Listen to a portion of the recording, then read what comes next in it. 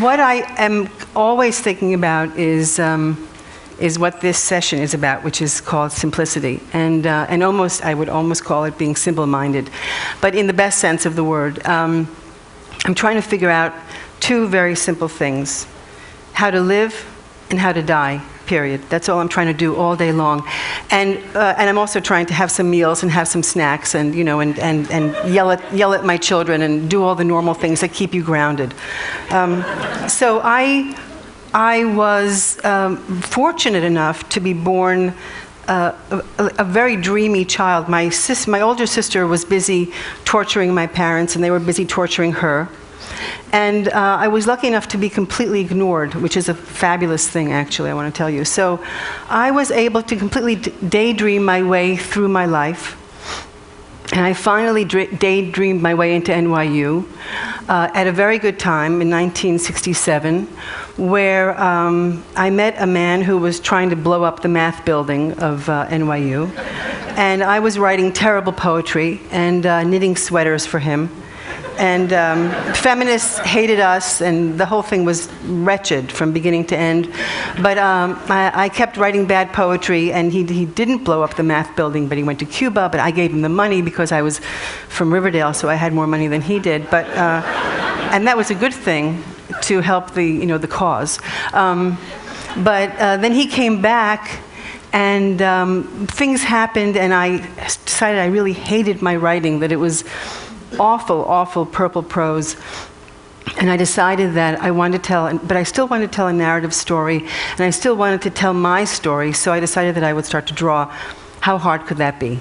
And so, so what happened was that I started just becoming an editorial illustrator through, sheer ignorance.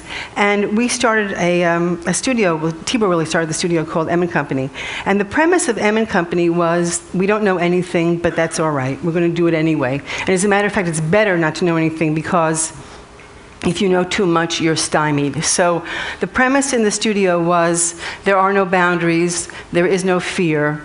And my full-time job, I landed the best job on earth, was to daydream and to actually come up with absurd ideas that, fortunately, there were enough people there. And it was a team, it was a collective. It was not just me coming up with crazy ideas. But the point was that I was there as myself, as a dreamer. And so some of the things, it was a long history of M & Company, and clearly we also needed to make some money. So we decided we would create a series of products, and some of the watches there, attempting to be beautiful and humorous, maybe not attempting, hopefully succeeding, that to be able to talk about content, to break apart what you normally expect, to use humor and surprise, elegance and humanity in your work was really important to us. It was a very impersonal time in design, and we wanted to say the content is what's important, not the package, not the wrapping.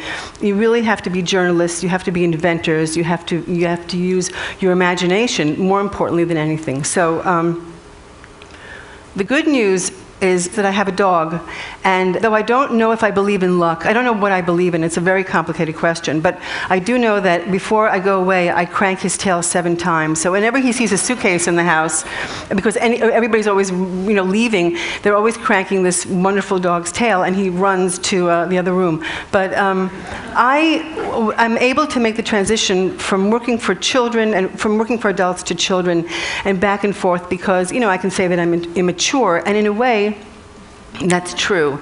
I could tell you that I didn't understand, I'm not proud of it, but I didn't understand, let's say, 95% of the talks at this conference.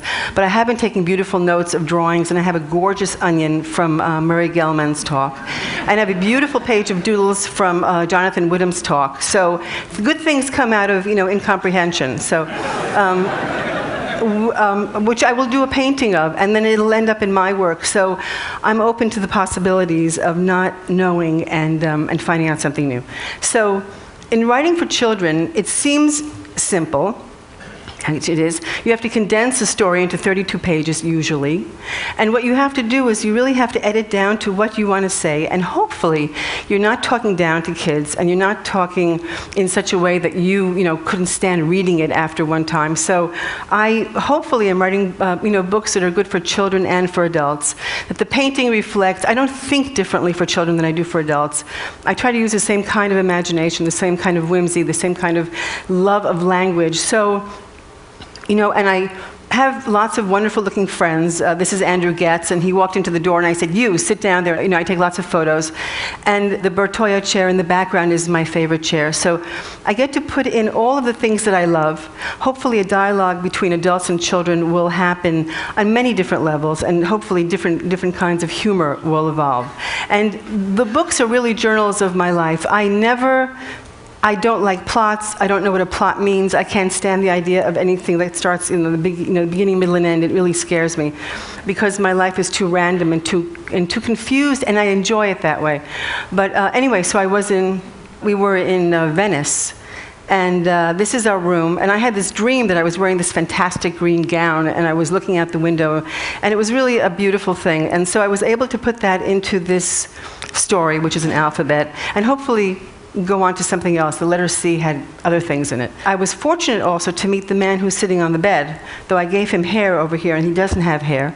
Well, he has some hair, but he used to have hair. And with him, I was able to do a project that was really fantastic. I work for the New Yorker, and I do covers, and 9/11 happened, and it was an utter end of the world as we knew it. And Rick and I were on our way to a party in the Bronx, and somebody said Bronxistan, and somebody said Ferreristan, and we came up with this New Yorker cover, which we were able to, we didn't know what we were doing. We weren't trying to be funny. We weren't trying to be, well, we were trying to be funny, actually. That's not true. We hoped we'd be funny, but we didn't know it would be a cover, and we didn't know that image at the moment that it happened would be something that would be so wonderful for a lot of people, and it really became I don't know, it was one of those moments where people started laughing at what was going on. And from, fat tushies to taxi stand to, for the Fashtunks, Botoxia, Pashmina, Clintonesia, we were able to take the city and make fun of this completely foreign, what's going on over here? Who are these people? What are these tribes? And David Remnick, who was really wonderful about it, had one problem. He didn't like Alzheimer's. Because he thought it would insult people with Alzheimer's, but we said, David, who's going to know? They're not. So it stayed in, and it was it was it was a good thing. In the course of my life, I never know what's going to happen, and that's kind of the beauty part. And we were on Cape Cod, a place obviously of great inspiration, and I picked up this book. The Elements of Style at a yard sale, and I'd never used it in school because I was too busy writing poems and flunking out and I don't know what, sitting in cafes. But I picked it up and I started reading it, and I thought, this book is amazing. I said, people should know about this book. So I decided it needed a lift. It needed a few illustrations, and basically I called I convinced the White Estate, and what an intersection of Polish Jew, Maine WASP family. Here I am saying, I'd like to do something to this book. And they said yes, and they left me completely alone, which was a gorgeous, wonderful thing. And I took the examples that they gave and just did 56 paintings, basically. So this is, I don't know if you can read this. Well, Susan, this is a fine mess you were in. And when you're dealing with grammar, which is incredibly dry. E.B. White wrote such wonderful, whimsical, and actually Strunk. And then you come to the rules, and there are lots of grammar things. Do you mind me asking a question? Do you mind my asking a question? Would, could, should, or would, should, could. And would is Coco Chanel's lover, should is Edith Sitwell, and could is an August Sander subject. And he noticed a large stain in the center of the rug. So, there's a kind of British understatement murder mystery theme that I really love very much. And then be obscure clearly, be wild with tongue in a way we can understand. E.B. White wrote a number of rules which can either paralyze you and make you loathe him for the rest of time, or you can ignore them, which I do, or you can, I don't know what, eat a sandwich. So what I did when I was painting was I started singing, because I really adore singing, and I think that music is the highest form of all art. So I commissioned a wonderful composer, Nico Muley, who wrote 9 songs using the text, and we performed this fantastic evening of, he wrote music for both amateurs and professionals. I played the clattering teacup and the slinky in the main reading room of the New York Public Library, and where you're supposed to be very, very quiet, and it was a phenomenally wonderful event, which we hopefully will do some more. Who knows? The New York Times Select, the op-ed page, asked me to do a column, and they said you can do whatever you want. So once a month for the last year, I've been doing a column called The Principles of Uncertainty, which, I don't know who Heisenberg is, but I know I can throw that around now. So, it's the principles of uncertainty. So, I'm going to read quickly, and probably I'm going to edit some because I don't have that much time left, a few of the columns. And basically what I was so, it was so amusing because I said, well, how much space do I have? And they said, well, it's the internet. And I said, yes, but how much space do I have? And they said, it's unlimited. It's unlimited. Okay, so the first one I was very timid, and I'll begin. How can I tell you everything that is in my heart, impossible to begin, enough, no begin with the hapless dodo? And I talk about the dodo and how the dodo became extinct. And then I talk about Spinoza. As the last dodo was dying, Spinoza was looking for a rational explanation for everything called eudaimonia. And then he breathed his last with loved ones around him, and I know that he had chicken soup also as his last meal. I happen to know that for a fact. And then he died, and there was no more Spinoza, extinct. And then we don't have a stuffed Spinoza, but we do have a stuffed Pavlov's dog. And I visited him in the Museum of Hygiene in St. Petersburg in Russia, and there he is with this horrible electrical box on his rump in this fantastic, decrepit palace. And then I think it must have been a very, very dark day when the Bolsheviks arrived. Maybe amongst themselves they had a few good laughs, but Stalin was a paranoid man, even more than my father. You don't even know. And decided his top people had to be extinctified, which I think I made up, which is a good thing. And so this is a chart of, just a small chart, because the chart would go on forever, of all the people that he killed. So shot, dead, smacked over the head, thrown away. Nabokov's family fled Russia. How could the young Nabokov, sitting innocently and elegantly in a red chair, leafing through a book and butterflies, imagine such displacement, such loss? And then I want to tell you that this is a map. So my beautiful mother's family fled Russia as well. Too many pogroms, leaving the shack, the wild blueberry woods, the geese, the river Sluch. They went to Palestine and then America. And my mother drew this map for me of the United States of America. And that is my DNA over here, because that person who I grew up with had no use for facts whatsoever. Facts were actually banished from our home. And so if you see that Texas and California are under Canada and the South Carolina is on top of North Carolina, this is the home that I grew up in, okay? So it's a miracle that I'm here today. But actually, it's not. It's actually a wonderful thing. But then she says Tel Aviv and Lenin, which is the town they came from, and sorry, the rest unknown, thank you. But in her lexicon, it means sorry, the rest unknown, thank you. Sorry, the rest unknown, go to hell, because she couldn't care less. The impossibility of February is that February is a really wretched month in New York, and the images for me conjure up these really awful things. Well, not so awful. I received a box in the mail, and it was wrapped with newspaper, and there was a picture of the man on the newspaper, and he was dead. And I say, I hope he's not really dead, just enjoying a refreshing lie down in the snow, but the caption says he is dead. And actually, I think he's dead, though I don't know, maybe he's not dead. And this woman leans over in anguish, not about that man, but about all sad things. It happens quite often in February. There's consoling.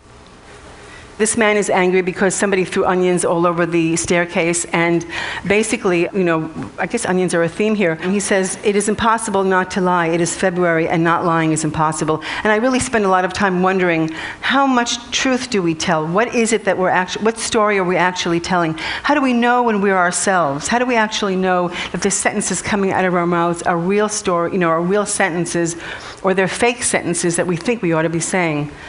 I'm going to quickly go through this. A quote by Bertrand Russell: "All the labor of all the ages, all the devotion, all the inspiration, all the noonday brightness of human genius are destined to extinction. So now, my friends, if that is true, and it is true, what is the point?" A complicated question. And so I talk to my friends, and I go to plays where they're singing Russian songs. Oh my God, you know what? Do we have? No, we don't have time. I taped my aunt singing a song in Russian from the. Can we have it for a second? Do you have that?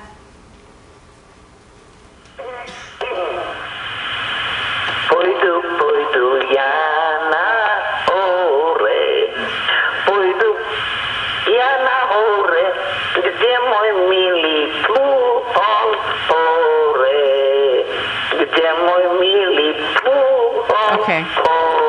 I taped my aunt used to swim in the ocean every day of the year until she was about 85. And that's a song about how everybody's miserable because, we're from Russia. I went to visit Kitty Carlisle Hart, and she is 96, and when I brought her a copy of The Elements of Style, she said she would treasure it, and then I said, oh, and she was talking about Moss Hart, and I said, when you met him, you knew it was him, and she said, I knew it was he. So she was...